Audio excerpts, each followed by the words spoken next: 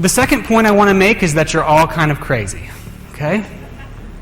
I want you to think for a minute about your crazy aunt or your crazy uncle, right? The one that shows up at Thanksgiving with the weird hat, or the one that always tells the weird off-color jokes, or whatever that is, right? I want you to think about that person and visualize them. Now, I want you to realize that if we did this exercise with a broad enough sample of you, me, and everyone, that you would be somebody's weird aunt, okay? You are somebody's weird aunt or uncle, or you are someone's weird coworker, or you're someone's head scratcher of why do they do that, right? We're all a little bit crazy. Officially, half of us are crazy, even though I'll go ahead and say that we're all a little bit crazy. The National Institute of Mental Health says that the lifetime prevalence of diagnosable mental illness is 46.4%. But this is just the stuff that gets labeled, diagnosed, and a prescription written for. This is not sort of the everyday crazy that you and I are. Okay? But it turns out that being crazy like you and I are isn't all bad, because crazy has a lot of upside. Okay?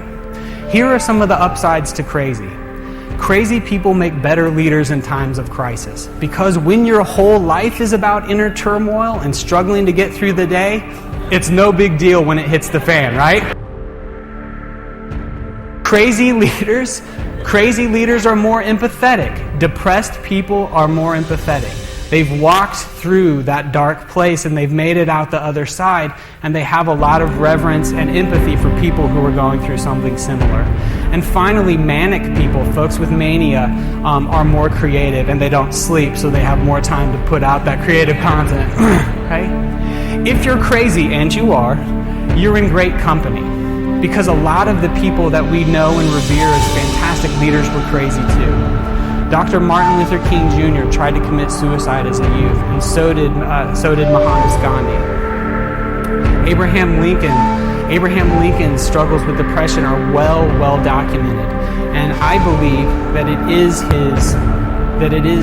his soul and his having been through so much that made him such a fantastic leader when our country was being ripped apart. My advice to you: fly the crazy flag. Own it, embrace it, stop trying to pass for normal, and understand the little quirks and the little idiosyncrasies that make you you, and understand how they could be a liability in your life, but also how they could be deeply and profoundly beneficial as you go about your life.